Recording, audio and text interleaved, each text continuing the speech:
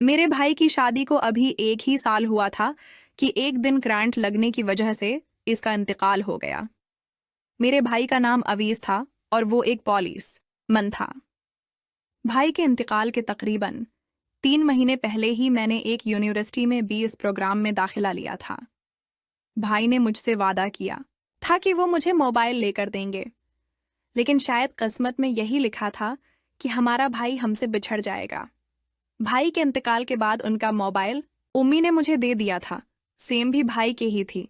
भाई के नंबर पर जब भी कोई कॉल आती थी मैं रिसीव करती थी। हम 2 बहनें थीं और एक भाई। मेरी बहन नाइला अभी 2 साल की ही थी कि अब्बू को इंतकाल हो गया था। अम्मी ने हमें पाल पोष कर बड़ा किया। भाई की जब जॉब हुई तो घर के हालात कुछ बेहतर होने लगे थे, मगर अब तो भाई भी न रहा। हमारे सिर पर न बाप का साए था और न ही भाई का। भाई के जाने के बाद घर के हालात मजीद खराब हो गए थे। भाभी भी अपने में के जा चुकी थी। हमारे घर में खाने को 2 वक्त की रोटी भी न थी। ऐसे में मेरी माँ एक बैंक मैनेजर के पास मुझे लेकर गई, जो कि हमारे मोहल्ले में ही रहता था। बैंक मैनेजर मेरी तरफ लालच भरी नजरों से देख रहा था। मेरी माँ की मन्नत समाजत को देखते हुए उसने मुझे 2 दिन के बाद काम पर आने के लिए कह दिया। मैं बहुत परेशान थी, क्योंकि अगर मैं बेनक में चली जाती तो मेरी पढ़ाई मुझे छोड़ नहीं पड़ती, लेकिन मैं ऐसा नहीं करना चाहती थी।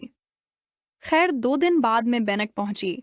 वहां मैं मिंजर से मिली और उस दिन से मुझे एक मामूली सा काम सौंप दिया गया, क्योंकि मेरी तालीम इतनी ज्यादा नहीं थी कि मुझे बेनक में कोई अच्छी सी पोस्ट मिलती। कुछ दिन गुजर गए और मुझे बेनक का माहौल बहुत पसंद आने लगा था। यहाँ मैं हर तरफ लड़कों के दरमियान रहती थी और मुझे ऐसा ही माहौल बहुत पसंद था। एक दिन मैं बेनक मैनेजर के पास गए और बोली कि मुझे यूनिवर्सिटी में जाना है, कि आप मुझे बेनक से 2 घंटे के छुट्टी दे सकते हैं। बेनक मैनेजर ने कहा कि एक शर्त पर। मैंने पूछा कौन सी शर्त। उन्होंने कहा कि पहले मेरी गोद में बैठो। जब मैंने बेनक मैनेजर का ये चेहरा देखा तो मेरी आंखें फटी की फटी रह गई। मैंने इनकार करने की कोशिश की तो उसने कहा कि आओ बैठो, वरना मैं तुम्हें बेनक से निकाल दूंगा। मैंने उस डर से कि ये मुझे बेनक से ही ना निकाल दे उसकी गोद में जाकर बैठ गई। जब मैं उसकी गोद में बैठी तो वो मेरे जिस्म के साथ छेड़छाड़ करने लगा। पहले तो मुझे बहुत अजीब सा लग रहा था, लेकिन फिर मुझे बहुत मज़ा आने लगा और मैं उसकी गोद में बैठी रही। उस कमरे के साथ एक और कमरा भी अटैच था। वो मुझे उस कमरे में लेकर गया। वहां मुझे सोफे पर लटाकर मेरे साथ काफ़ी देर बदफैली करता रहा। फिर उसने मुझे कहा कि अगर तुमने यूनिवर्सिटी जाना है तो जाओ। मैं वहां से निकलकर सीधा घर घर आकर मैंने अपने उम्मी को कुछ भी न बताया। रात का खाना खाने के बाद जब मैं सोने लगी तो एक पुलिस वाले की कॉल आई। उसे ये भी बता था कि मेरा भाई अब उस दुनिया में नहीं रहा। फिर भी अक्सर वो मुझे कॉल्स किया करता था। इस दिन उसने मुझे कहा कि मैंने आपको देखा हुआ है, आप बहुत खूबसूरत हो, क्या आप मुझसे दोस्ती करोगी? मैंने कहा कि नहीं, मैं आपसे दोस्ती नहीं कर सकती। फिर मैंने कॉल बंद कर दी और सो गई। अगले दिन फिर उसकी कॉल आई और फिर से उसने मुझे कहा कि आप मुझसे दोस्ती करोगी। इस दिन भी मैंने इनकार कर दिया। इसी तरह वो तकरीबन 1 हफ्ता मुझे रोज कॉल करके यही कहता रहता कि आप मुझसे दोस्ती कर लो। आखिरकार मैंने उससे दोस्ती कर ली शुरू में तो सिर्फ मैं उस पुलिस वाले से बात करती थी, लेकिन इसी तरह करते करते काफी सारे पुलिस वालों से दोस्ती हो गई और मैं उनसे मिलने के लिए भी जाती थी, क्योंकि अब मुझे कोई रोकने वाला नहीं था।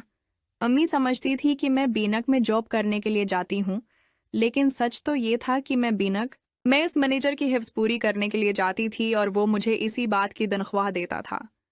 फिर मैं रोज किसी न किसी पुलिस वाले से मिलने के लिए चली जाती हूँ। उनकी ज़रूरत पूरी करने के बाद मुझे जो भी रकम मिलती थी, न उस रकम को अपनी ख्वाहिशात को पूरा कर इन चंद पुलिस वालों की देखा दे कि बहुत सारे पुलिस वाले मेरे गाहक बन गए। मैं इन सब की ज़रूरत पूरी करती और अच्छी खासी रकम बटोर लेती। एक दिन मोहल्ले के एक लड़के ने मुझे इस पुलिस वाले के साथ बाइक पर देख लिया। जब मैं घर गई तो मेरी माँ ने मुझसे पूछा कि तुम कहाँ गई थी? मैंने कहा कि मैं बेनक गई थी। साफ तौर पर नजर आ रहा था कि अम्मी को पता चल चुका है कि मैं बेनक नहीं जाती। हैरत की बात तो ये थी कि अम्मी ने मुझसे मजीद कोई सवाल जवाब न किए, बल्कि खामोश होकर वो किचन की तरफ चली गई। अगले दिन मैं बेनक जाने के लिए तैयार हुई। मुझे पता था कि इसलिए मैंने फैसला कर लिया था कि मैं कुछ दिन के लिए किसी से मिलने नहीं जाऊंगी। जब मैं बेनक पहुंची तो मिंजर ने कहा कि आओ कहीं बाहर चलते हैं, और मैं अपनी आदतों से मजबूर थी, इसलिए मैं उसके साथ कार में बाहर चली गई।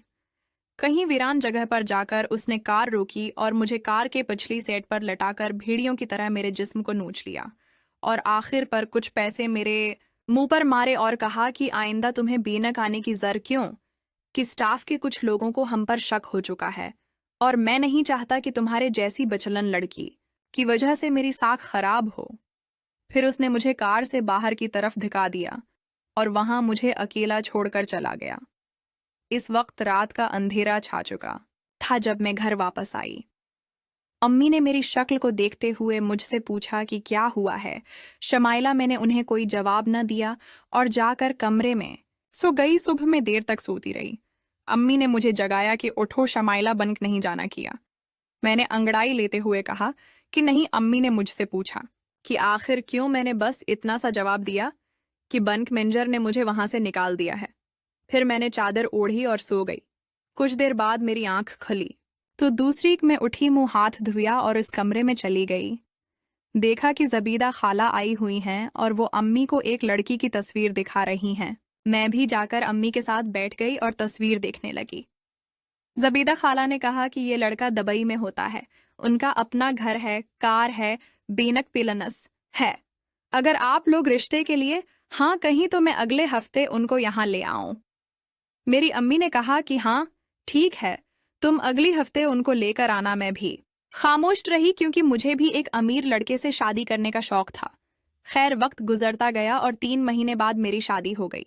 शादी के कुछ अरसे बाद मुझे मालूम हुआ कि आतिफ दुबई में नहीं बल्कि कराची में किसी जगह पर काम करता है और ये घर भी उनका अपना नहीं है। मुझ पर जब इस हकीकत का इंकिशाफ हवा मेरे पैरों तले से जमीन निकल गई। मैंने आतिफ से और अपने सास से बहुत लड़ाई की, लेकिन अब क्या हो सकता था। मेरी तो अब शादी हो चुकी थी। आतिफ मुझ से बहुत प्यार करता था, वो मेरी हर ख्वाहिश पूरी करता था, लेकिन मुझे फिर भी चैन नहीं था। मैंने फैसला किया कि मैं दोबारा उन पुलिस वालों से राब्ता करूंगी जिनसे पहले मेरे ताल्लुकात रही हैं और उनकी ज़रूरत पूरी करके पैसे लूंगी।